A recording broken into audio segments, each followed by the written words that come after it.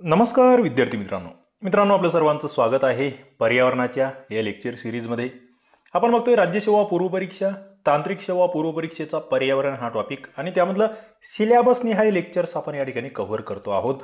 आजचा टॉपिक आपला आहे घनकचरा व्यवस्थापन. हा घटक तसा भूगोलांतर्गत सुद्धा आपण अभ्यासत असतो आणि चालू घडामोडी अंतर्गत सुद्धा, म्हणजे विविध परीक्षांना तुम्हाला हा घटक विचारला गेलेला आहे यापूर्वी सुद्धा. आता पहिला मुद्दा येतो की घनकचरा म्हणजे काय. त्याच्यात काय काय येतं? घरगुती कचरा, व्यावसायिक कचरा, कार्यालयीन कचरा, बांधकाम आणि घरी पाडतानाचा कचरा, स्वच्छता करतानाचा कचरा, ई कचरा, औद्योगिक कचरा, घन कचरा. मित्रांनो, पहिला मुद्दा हा समजून घेणं गरजेचं आहे की घनकचऱ्यामध्ये काय काय. घनकचरा म्हणजे काय बघा, या ठिकाणी तुम्ही 3 व्याख्या दिल्या. पहिलं म्हणजे वाया गेले अन्न, घरे बांधताना पडतानाचा कचरा तो. दुसरं द्रव किंवा वायू रूपात नसणारा कचरा. तिसरं म्युनिसिपल, औद्योगिक आणि शेतीतील कामातून झालेली जी टाकाऊ त्या ठिकाणी सामग्री आहे, हा सगळा कचरा आहे. थोडक्यात टाकाऊ जो कुठेतरी आपण वेगळा करतो, ज्याला विघटन होण्यासाठी वेळ लागतो. आता कशाच्या विघटनाला किती वेळ लागतो? या ठिकाणी टरबूज, तुम्ही आता उन्हाळ्याचे दिवस आहेत, टरबूज खात असाल, याचे जे हे आहेत खालचे बाहेरचं साल म्हणूया आपण त्याला, 3 ते 4 आठवडे. केळीची साल 3 ते 4 आठवडे. अशा या कागदी पिशव्या आहे 1 ते 2 महिने. त्याच्यानंतर एखादं तुमचं स्वेटर वगैरे आहे 1 वर्ष.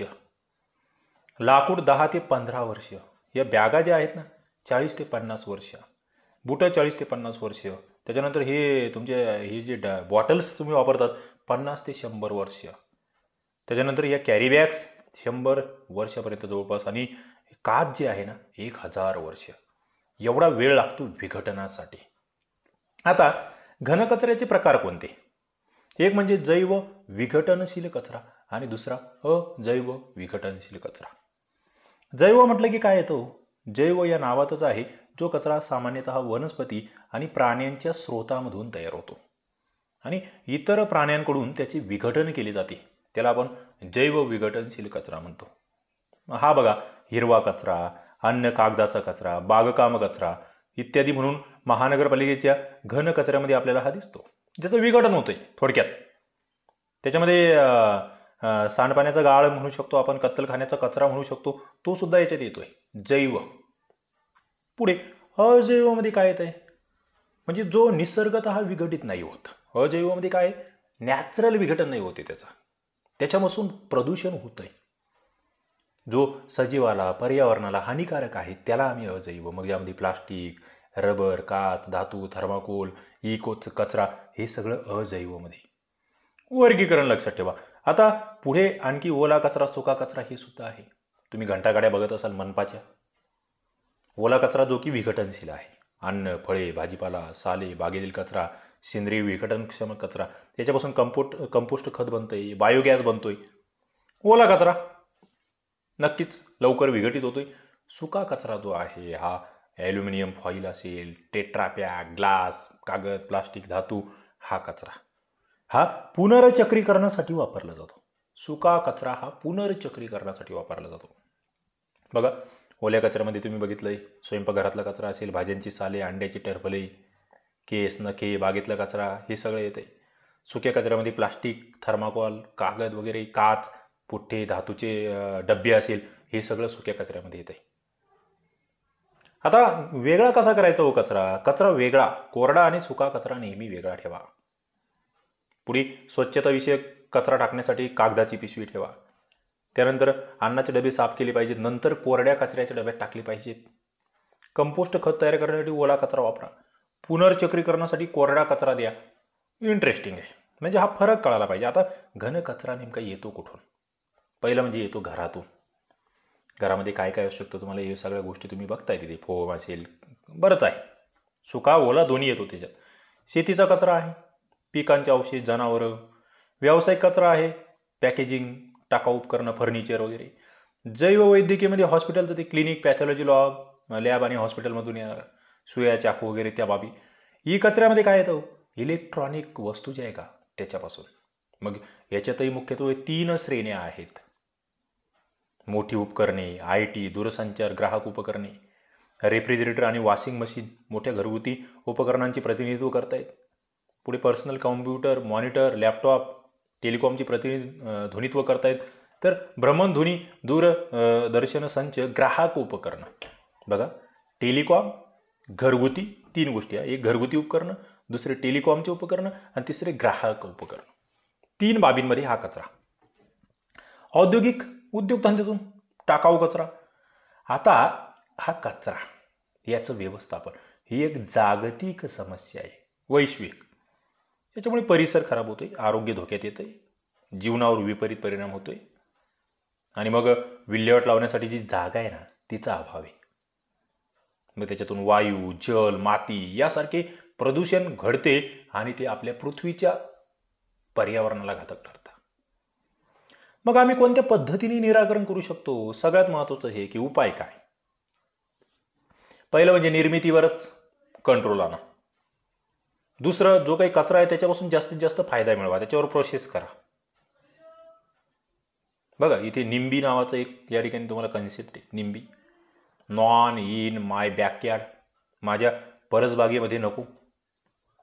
ही निंबी नावाची जी वृत्ती आहे ना ती या कचऱ्याला सामोरं जाण्यासाठी सहकार्य करण्यापासून परावृत्त करते. म्हणजे ते निंबी वृत्तीमुळे आम्ही अस्वच्छ राहतो. ओके, महत्त्वाचं आहे.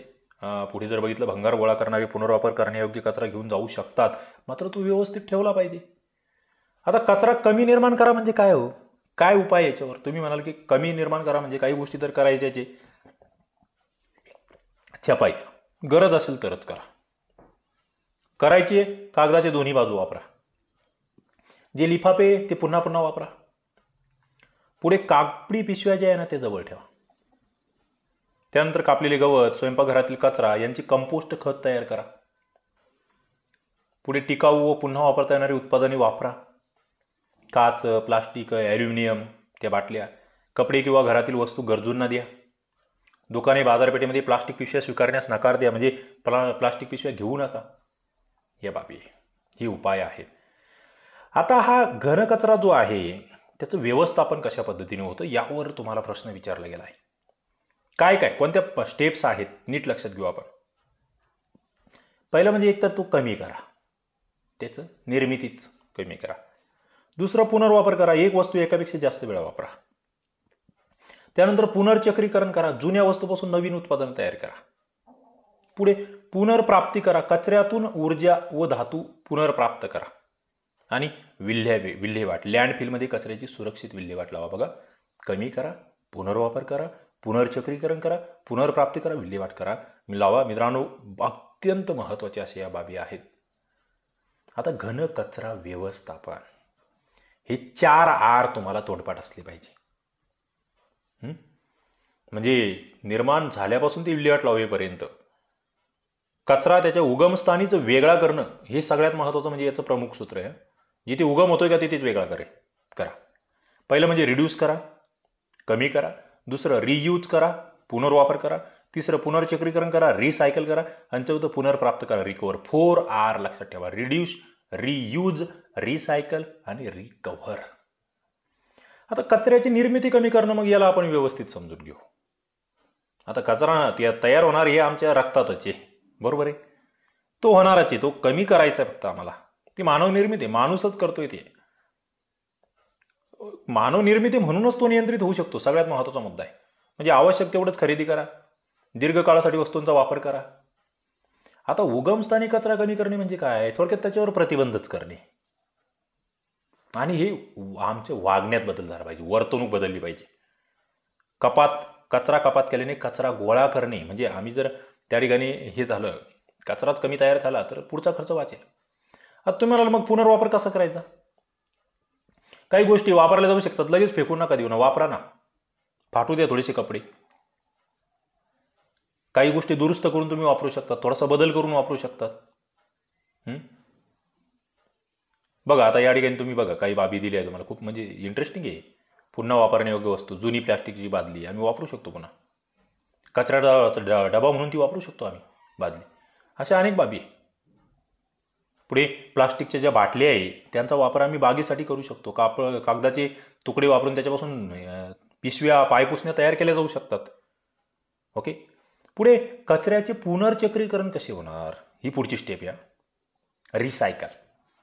टाकाऊ सामग्री ना त्याच्यापासून नवीन सामग्री तयार करायची, आणि हा मान्यताप्राप्त प्रकार आहे कचरा कमी करण्याचा. यात कचरा वेगळा केला जातो, त्याचं संकलन केलं जातं, त्यापासून नवीन उत्पादनं केले जातात आणि त्याला प्रभावीपणे त्याला विकल्या जातं, त्याच्यापासून पैसा कमवला जातो. आणि हा अत्यंत महत्त्वाचा भाग या ठिकाणी आहे. म्हणजे ते जे ज्वलन म्हणतोय आपण त्याच्यापासून तिथपर्यंत जाऊच द्यायचा नाही, तो पुनर्चक्रीकरण करायचा.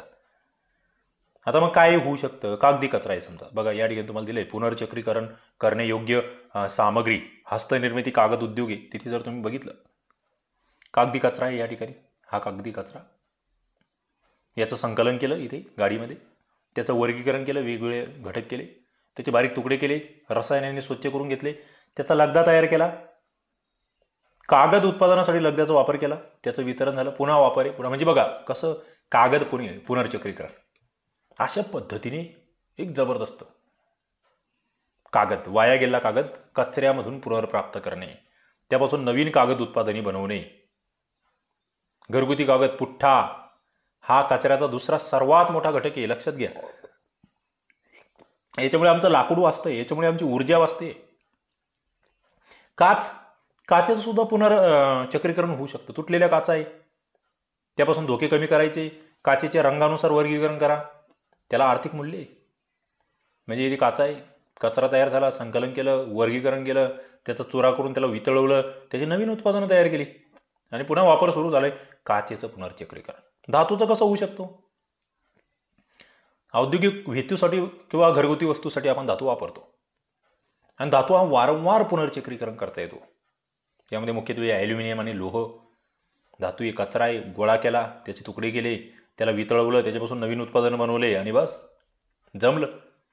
आम्हाला हे भंगार म्हणतो आम्ही याला, पण हे भंगारमधून लोक करोडपती झाले माहिती. पुढे प्लास्टिकपासून सुद्धा आपण बघतोय, म्हणजे सर्वात लोकप्रिय वस्तू सध्या कशाच्या असतील तर प्लास्टिकची आहे. पण याच्यापासून खूप मोठ्या समस्या तयार झाल्या आहे हे आम्हाला माहीत असलं पाहिजे. याच्यापासून खूप म्हणजे जलीय प्रदूषण वगैरे काय असेल, बऱ्याच बाबी आहे. पण याच्यातून सुद्धा आम्हाला रिसायकलिंग करून बऱ्याच गोष्टी मिळवता येतात.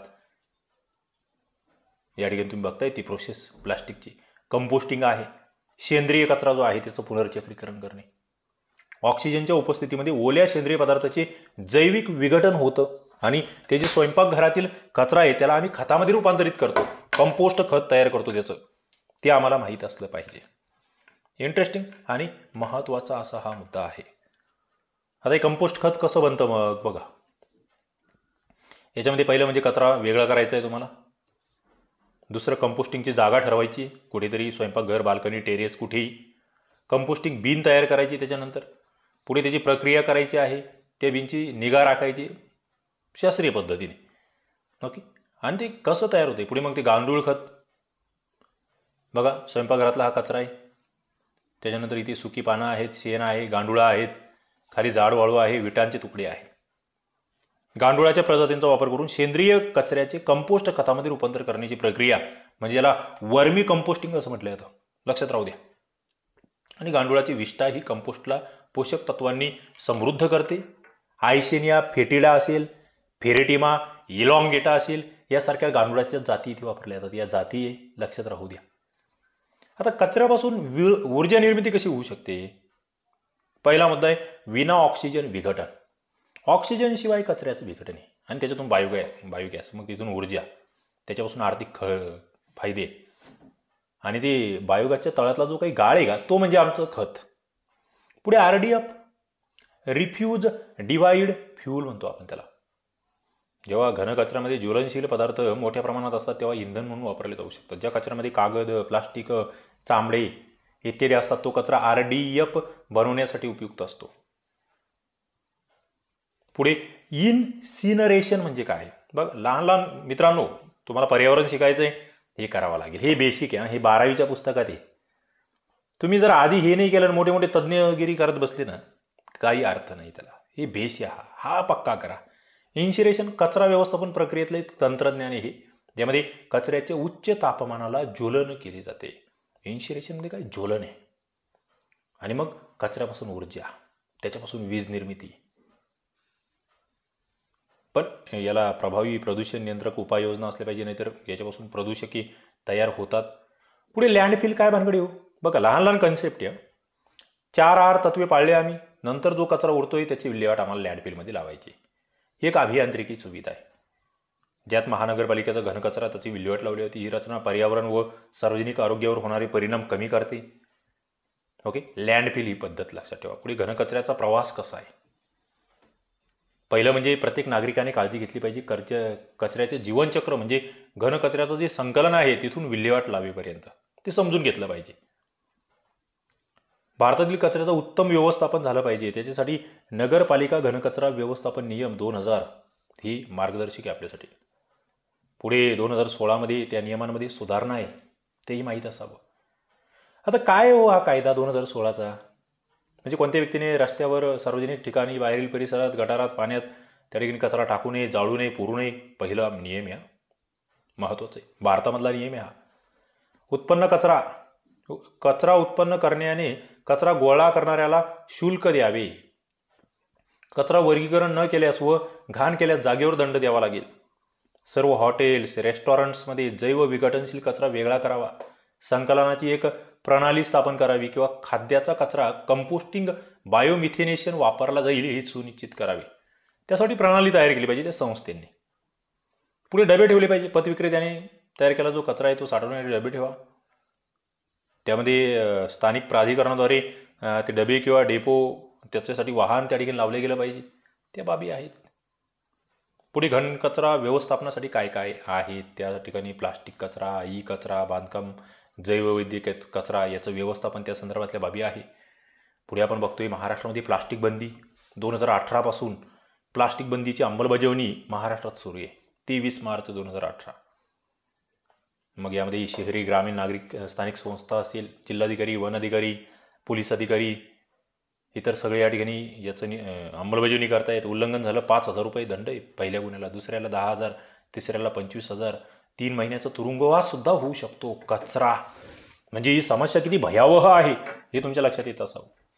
आता कशावर बंदी घातली हो? प्लास्टिकवर बंदी घातली म्हणजे काय? तुम्हाला हा प्रश्न येऊ शकतो की 50 मायक्रॉनपेक्षा कमी जाडीच्या पिशव्यांवर बंदी आहे.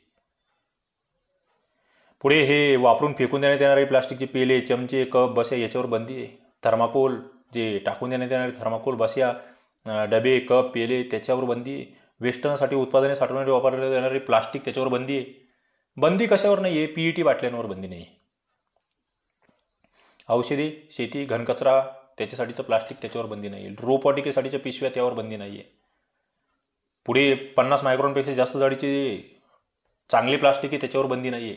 दुधासाठी वापरण्यात येणाऱ्या पिशव्या ज्या 50 मायक्रॉनपेक्षा जास्त जाडीच्या आहेत त्याच्यावर बंदी नाही आहे. हे महत्त्वाचं आहे. म्हणजे काय, कशावर बंदी नाही आणि कशावर बंदी आहे हे आपल्याला कळतंय. पुढे तुम्ही या ठिकाणी जर बघितलं, व्यवस्थापनासाठी यशस्वी प्रतिमा या ठिकाणी तुम्हाला दिसतंय काही बाबी आहे. छोट्या शहरांसाठी कचरा व्यवस्थापन प्रतिमा, ज्यामध्ये सिंधुदुर्गमधलं वेंगुर्ला हे शहर आहे जे आपल्या कचऱ्यापासून महसूल मिळवते. त्याला वसुंधरा पुरस्कार 2017 स्वच्छ भारत अभियानाअंतर्गत 100% घनकचरा व्यवस्थापनाचा त्या ठिकाणी पुरस्कार त्याला मिळालेला आहे. 95% वेगळा केला जातो कचरा उगमाच्या ठिकाणीच. पुढे वेंगुर्ला हे लँडफिलचे कचरा व्यवस्थापन उद्यानात रूपांतर करणारे एकमेव शहर आहे. उद्यान केलं त्यांनी, स्वच्छ भारत कचरा उद्यान असं नाव दिलं त्याला. ओके, या बाबी तुम्हाला माहीत असल्या पाहिजे मित्रांनो. घनकचरा व्यवस्थापन तुम्हाला कसं वाटलं हे लेक्चर? चालू द्यायचे असेच लेक्चर पुढे, कारण की जे महाराष्ट्र राजपत्रित तांत्रिक सेवेचे जे मित्र आहे ना त्यांच्यासाठी हे लेक्चर्स फार महत्त्वाचे. जे राज्यसेवा पूर्व आणि मुख्य परीक्षा देत आहेत त्यांच्यासाठी हे लेक्चर महत्त्वाचे. ज्यांना पुढे आता वन सेवक भरती द्यायची आहे किंवा ग्रामसेवक भरती द्यायची आहे, पशुसंवर्धन भरती द्यायची आहे, त्यांना सुद्धा कृषीशी निगडीत जे जे काही तुम्हाला टॉपिक आहेत तिथे हे पर्यावरण महत्त्वाचं आहे. नक्कीच या लेक्चरचा तुम्हाला फायदा होत असेल लाईक करा, आपल्या मित्रांना शेअर करा, चॅनलला सबस्क्राईब करा. आणि यस, राज्यसेवेची संपूर्ण तयारी तुम्हाला करायची असेल STI RCP ॲप्लिकेशन डाउनलोड करून घ्या. तांत्रिक सेवा पूर्व परीक्षेचा कोर्स त्या ठिकाणी आपण आणला आहे. जवळपास 800 ते 900 लेक्चर्स आहेत, PDF आहेत, टेस्ट सिरीज आहे तांत्रिक सेवा पूर्व परीक्षेच्या. त्या तुम्हाला या ठिकाणी या ॲप्लिकेशनवर भेटणार आहे. खाली लिंक आहे, एकदा जा, डेमो लेक्चर्स बघा, तुम्ही जॉईन होऊ शकता माफक शुल्कात. थांबूया, धन्यवाद.